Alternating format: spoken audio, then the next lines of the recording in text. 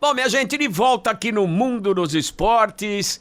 Um sábado aí que a gente está abordando inúmeras situações de relação entre crianças, o futebol, os pais, enfim. E nada mais adequado que a gente conversar com o árbitro de futebol, Gabriel Balan Leme. Ele é árbitro da Federação Paulista de Futebol, faz parte do quadro da Federação Paulista. Ele atua principalmente nas categorias de base do futebol, sub-11 e sub-20. Boa tarde, padre, bem-vindo. Boa tarde a você, Fernando, todos que nos escutam. Uma alegria poder falar contigo. Eu que agradeço. Eu sei que eu apresentei você como árbitro e lhe saudei como padre, porque na verdade certeza. você é padre, mas exerce a função, entre outras, de árbitro de futebol. É isso aí mesmo. E aí, como é que você chegou nessa? Como é que você virou árbitro de futebol? Porque eu acho que, não sei se tem, com certeza deve ter a ver na sua relação com a religião, com o futebol. Qual que é o intuito e por que essa paixão pela arbitragem? Já de antemão deixo muito claro que antes de começar a pensar na arbitragem como algo que pudesse realmente ajudar o futebol, eu já era padre ordenado há 2 anos mais ou menos, quando me decidi fazer o curso de árbitros exatamente para isso, para ter uma relação entre o que eu celebro, né, vivo na igreja, como uma expressão de fé e dos valores que o evangelho tem para mim, e talvez levá-los para dentro do campo de uma maneira mais profissional, pensando que o futebol também é algo que agrada demais a cultura brasileira, e por que não associar esses valores que são tão importantes para o aspecto cultural do futebol, que certamente também merecem toda a nossa satisfação, o nosso empenho e da minha parte, inclusive profissionalmente fazendo, né? Sem dúvida, eu acho a iniciativa muito legal, porque são situações que caminham talvez por vias diferentes, mas para a mesma situação, a evolução do ser humano, a melhora, a competição, os bons valores. Eu acho que o futebol pode ser um instrumento para multiplicar isso que você acabou de dizer para a gente, Gabriel. Cara, como é que é apitar jogo da molecada? Sub-11, sub-20? Esse ano eu tive a oportunidade de estar em campeonatos do sub-11 ao sub-20, né? Então você pega ali todas as faixas etárias, 11, 12, 13, 14, 15, 17... E cada jogo tem uma característica própria, né? O que eu acho que é mais importante, principalmente na categoria de base, o futebol tem que ser uma ferramenta de educação. Talvez ali nem todos vão ser jogadores profissionais, certamente não serão, né? Mas entender a competição como uma disputa leal, respeito ao adversário, em pensar que não se pode ganhar a todo custo, coisas que estão muitas vezes no imaginário de quem, por exemplo, vai torcer, né? Eu acho que esses valores valem demais para os campeonatos de base, e a própria federação faz com que esses campeonatos tenham essa versão mais educativa, né? Pois é, o senhor tocou num ponto importante, Gabriel, porque nós estamos abordando neste sábado aqui no programa justamente essa situação. Você deve ter tido conhecimento que há algumas rodadas atrás a Federação Paulista de Futebol proibiu a presença de pais, qualquer pessoa na arquibancada das categorias sub-7, sub-10, sub-9, porque estava fazendo mal para as crianças, principalmente com agressões, xingamentos, enfim. Você teve conhecimento disso? Como é que você convive, você que apita as categorias sub-11, como você mesmo disse, como é que é o comportamento dos pais? Olha, Fernandinho, eu tive a oportunidade de estar nos 2 jogos com portões fechados, né? E também que legal, eu não sabia disso, padre. Então, eu tive escalado nesses 2 jogos, e é triste, por um lado, por você perceber que assim, a torcida é algo muito importante no contexto do futebol. A torcida faz parte, é parte constitutiva, né? Mas assim, o modo como se torce, e eu acho que no mundo inteiro a gente vai encontrar ramos, grupos que talvez extrapolam, mas no Brasil, inclusive em jogos de crianças de 11, 12 anos, a gente encontra um péssimo comportamento da parte de pais responsáveis ou torcedores assim que estão ali exatamente para não levar valores importantes para dentro do campo. E por mais que a gente lá dentro se blinde de alguma forma para poder fazer o nosso trabalho profissional sem que isso atrapalhe, e as crianças também são muito compenetradas nisso, comissão técnica, mas para o espetáculo num todo, acaba sendo um prejuízo social, moral, cultural muito grande. E entristece, porque é aquilo. Eu acho que a torcida, por viver o lado mais passional do jogo, ela às vezes se abnega da responsabilidade de torcer, com a ideia de que eles são seres humanos, que eles precisam ter um comprometimento com valores que não se podem abrir mão. Parece que a torcida brasileira, e assim, eu acho que nesse quesito, essas entrevistas e até mesmo a própria medida que a federação tomou, ela pode ajudar demais a torcida a entender que ela não se pode ganhar a todo custo. Por mais que doa você ver seu time perder, mas algum tipo de comportamento externo não se justifica em função de uma derrota. Você teve nos jogos que foram com portões fechados. As crianças lhe falaram alguma coisa? Sentiram falta dos pais ou se sentiram aliviadas por não ter a cobrança, a pressão? Olha, falta, não parece ter sentido falta. O jogo fica assim ainda mais monótono, porque o barulho lá de fora faz parte do jogo, né? Então parece um treino com bastante intensidade.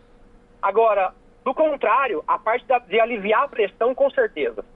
Porque muitas das crianças são cobradas, e por mais que ela não escuta de maneira muito audível, né, o que o pai está dizendo diretamente para ela, mas o ambiente daquela pressão toda faz, às vezes, a criança se sentir um pouco inibida, desconcertada dentro do jogo. Isso, com certeza, aliviou demais o aspecto da pressão. Isso, eu posso dizer assim, não consigo dizer um aferimento empírico da coisa, mas a percepção foi essa. Você teve alguma manifestação de alguma criança falando alguma coisa? Não tivemos, mas num dos jogos que eu estava escalado, foi Catanduva e Meia-Noite. Meia-Noite é um clube de patrocínio paulista. A federação até fez a postagem, né?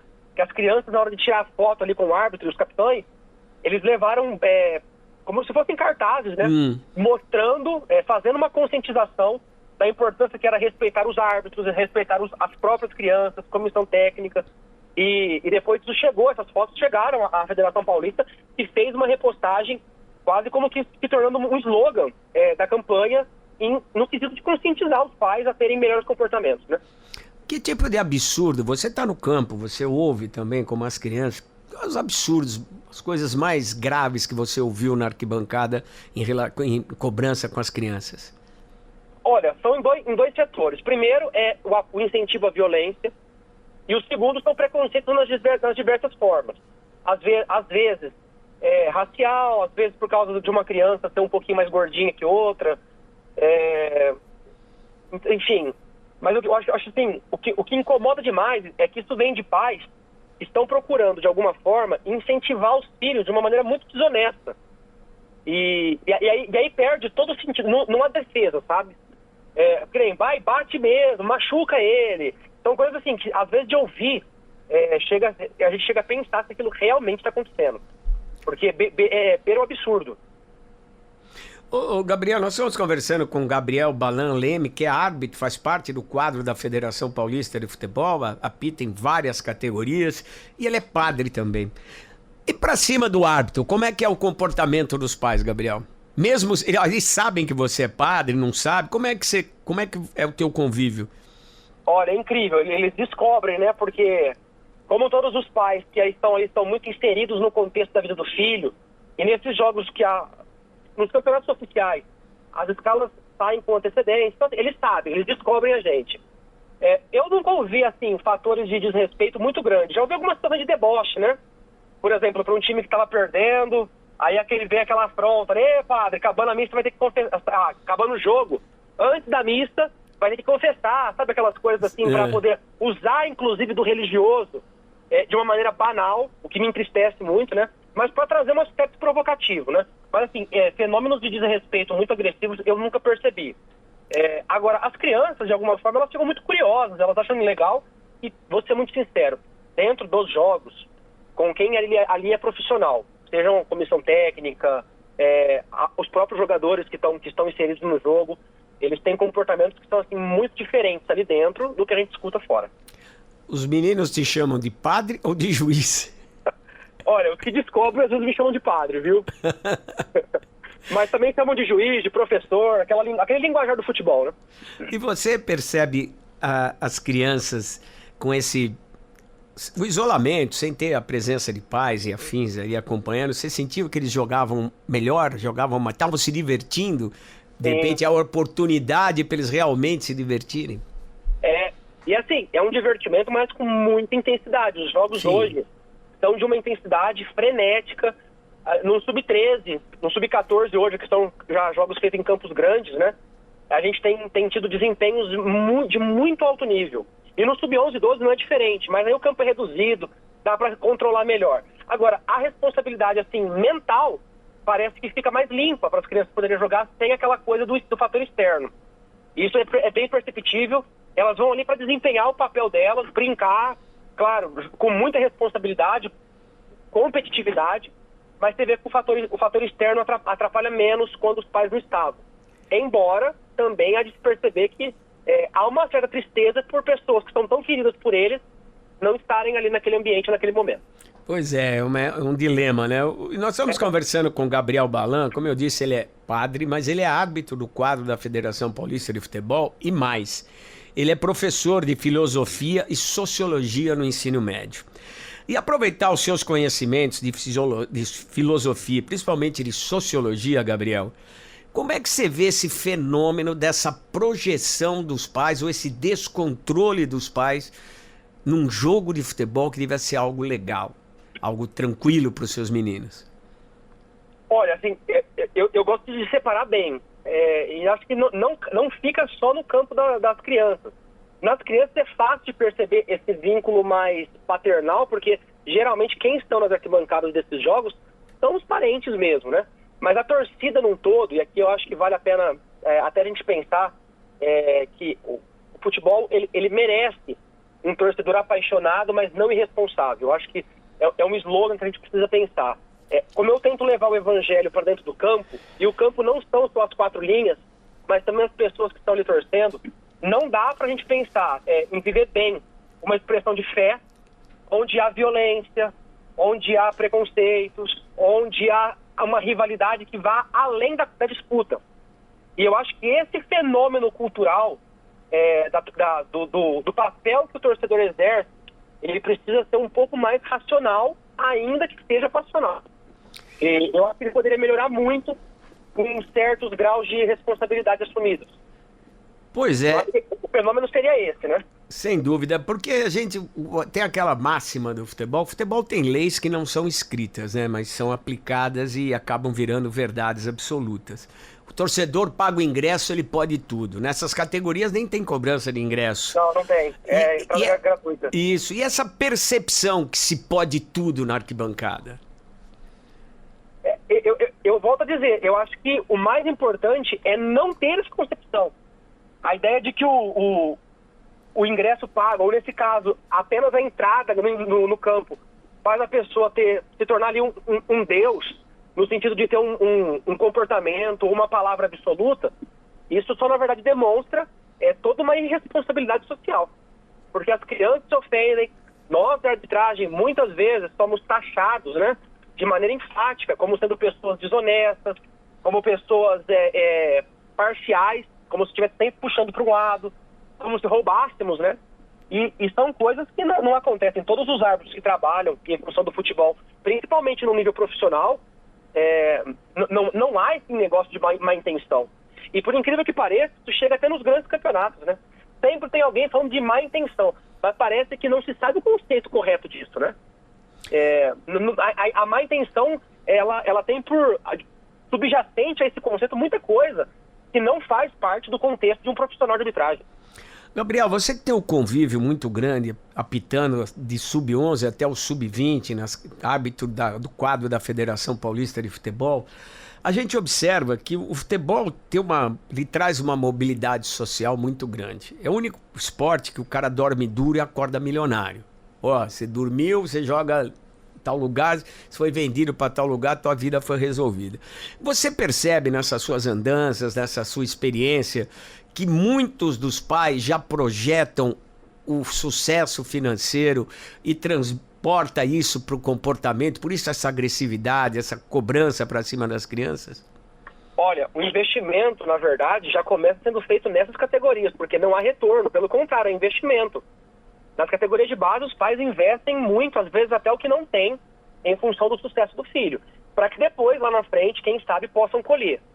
Mas eu acho que assim, é uma baita utopia projetar todos os sonhos nesse sentido, porque o futebol, nós sabemos, ele é um celeiro de vocacional. Quem tem ali realmente habilidade, técnica, consegue às vezes desempenhar um papel melhor, é visto por um grande clube e vai chegar a ser um jogador de alto nível. Mas a grande maioria não vai. A gente sabe que é assim, né? E às vezes colocar toda a esperança em um sonho que seja muito claro, um sonho que beira a utopia. E a ponto de, por exemplo, perder margem de comportamento, de responsabilidade, eu acho que seria assim, até mesmo um pouco contraditório, né? Esse tipo de comportamento do pai, de torcedores, enfim, você tá lá no campo vendo as crianças, o que você percebe? Como é que elas ficam? Olha, Fernandinho, eu acho que o mais importante é perceber que elas conseguem se blindar de muita coisa. Bom.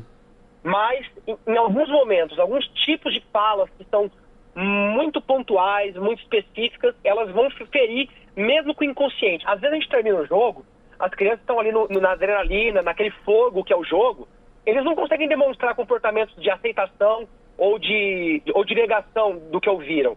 Mas depois, nas conversas que a gente às vezes até tem com alguma comissão técnica, nos próprios testemunhos, né, que a federação fez naqueles vídeos, não sei se você chegou a acompanhar, a federação fez um vídeo para se tornar realmente uma marca.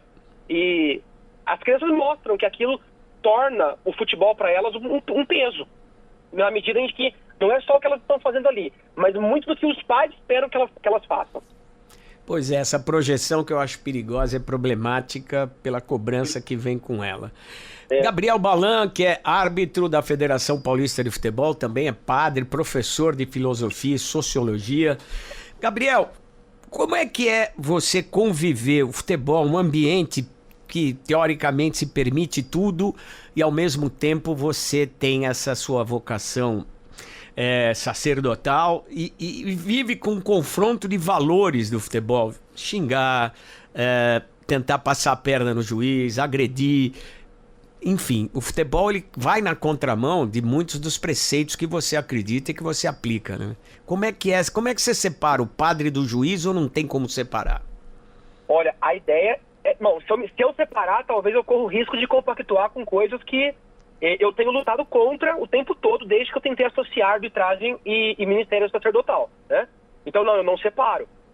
Agora, assim, dentro do campo, a gente tem que ter aquela esperteza de querer entender o comportamento do jogador, de tentar impor a ele que ele não é realmente um absoluto, que ele tem que ter margens de comportamento, que ele precisa entender o adversário dele não como um inimigo, mas apenas como um rival, né? E nesse sentido, a gente consegue humanizar o futebol. Eu vejo que qualquer disputa pode ser muito intensa, mas os valores de lealdade, de respeito, eles não podem se perder no futebol. Que é muito bonito um jogador que fez uma falta pesada, foi punido com cartão amarelo, ir lá e ceder a mão para que o outro levante, né? Então, assim, eu acho que o ser humano tem muito bom valor para agregar o futebol. Às vezes, eles ficam adormecidos, escondidos, em função de uma rivalidade que passa dos limites. Mas eu tenho tentado com o meu ministério exatamente mostrar isso, né? Que o xingamento, ele pode ser evitado, que o respeito pode vir à frente de uma palavra maldita, de que a disputa, por mais que seja intensa, se ela for leal, tá valendo, e o importante é disputar com lealdade. Então, assim, são valores que, mesmo que de uma maneira minimamente, parece que pequenos, né? Mas são iluminados pelo Evangelho, e é o que eu tenho tentado mostrar com a minha vida e com a minha vocação dentro dos campos. Como é que a Cúria recebe essa tua função paralela ao sacerdócio? Olha, eu sempre tive muita liberdade em comentar, né? Quando eu entrei para o curso, nós conversamos, eu e meu bispo, né? E em vista da federação nos dar escalas com antecedência, são coisas que dá para conciliar muito bem, sabe? Principalmente pelo propósito. Eu tenho visto que o fato de eu ser padre e estar dentro do campo, às vezes valida muitas coisas que são importantes para mim na igreja. E que eu consigo levar para o campo de uma maneira muito inusitada. Então, assim, a Cúria, no sentido assim, o bispo, que é nós temos um pai espiritual que é o bispo na diocese, né? E ele me deu, assim, nunca se opôs. Eu tenho sempre tentado mostrar com muita liberdade como eu tenho atuado. E graças a Deus até hoje, assim, eu não precisei ter nenhum tipo de problema com a agenda para conciliar jogos e os meus atendimentos pastorais na paróquia onde eu administro, né? Você é o único padre juiz no futebol brasileiro, no mundo? Você tem conhecimento de mais gente? Olha, eu fui averiguar com a federação, nós tivemos um árbitro, um franciscano, aí de São Paulo, que fez o curso, mas ele só fez o módulo A, que é o conhecimento das regras, e não seguiu adiante, né? Eu acho que no Brasil eu sou o único, e no mundo eu não consigo te dizer, Fernandinho, mas eu acho que dificilmente deva ter outro. E sempre com o Papa Francisco, então tava bem, que ele adorava futebol, pô. Bem como? Ele escreveu, de saudosa memória, ele escreveu muito, exatamente nessa linha que nós estamos falando, de trazer a igreja e essa aproximação entre igreja e esporte como um lugar de diálogo e de humanização sob a luz do evangelho. Pois é, e uma coisa interessante, você está na base da pirâmide, porque você apita jogos de garotada, sub-11, sub-20, enfim. Como é que você vê a arbitragem ser tão atacada, tá vivendo um momento tão ruim no futebol? Olha, eu vou dizer algo que eu já até tinha dito quando falava sobre aquilo que a torcida acha do árbitro, né? Nenhum profissional preparado assim, as pessoas ficam muito nessa conversa. O árbitro não tem preparação. Não tem. Ele tem muita preparação. Ele tem preparação psicológica, preparação técnica, preparação física. Isso vale desde as federações, eu digo pela nossa, mas toda federação tem uma preocupação em fazer isso. E o árbitro, para chegar no pico da pirâmide, para se tornar, por exemplo, um árbitro CBF, ele tem que ter tido bom desempenho em todos esses campos. Então, assim, há uma preparação. O que eu acho que acontece? O Brasil tem muitos jogos e o equívoco, ele precisa ser entendido como algo humano, né? Interpretar lances, infrações de segundos, às vezes sob uma ótica um pouco encoberta, uma angulação que poderia ser um pouco melhor e que a gente não conseguiu alcançar. Isso é muito complexo. Claro que nos jogos de elite, o VAR é uma ferramenta importante e está ali para ajudar, e eu acho que nesse sentido tem muitas pessoas que criticam, mas o VAR veio para trazer acerto em muitos elementos, embora seja operado por humanos, que às vezes podem cometer também equívocos. Mas eu acho que o equívoco não pode ser posto sob a margem da desonestidade. O equívoco é um fator humano. Como um jogador erra tecnicamente um lançamento, como um goleiro às vezes leva um frango, o árbitro às vezes tem um equívoco na interpretação. Mas a má intenção, eu vou reiterar, enquanto estrutura institucional, eu não consigo ver essa má intenção, que é aquilo que na verdade todo mundo faz questão de apontar ao árbitro, né? Como se fosse um mau caráter, como se fosse um desonesto, como se alguém tivesse pago uma propina para ele puxar o lado A e prejudicar o lado B. E a gente vê assim, quanto tempo que não se fala de polêmica de suborno de arbitragem, né? No Brasil a gente não vê escândalos assim há muito tempo. Até se investigou naquelas últimas questões, né, ligadas à Bet, né, que foi também para jogadores, e não se encontrou. Então, não há desonestidade, há equívocos, né? Por ser um fator humano. E eu acho que, até pelo estigma que a arbitragem já tem, de ter esse estereótipo, né, do ladrão, do mal intencionado, é o lado mais fraco da corda, onde qualquer lado, imprensa, clubes, sempre vão querer puxar para derrubar.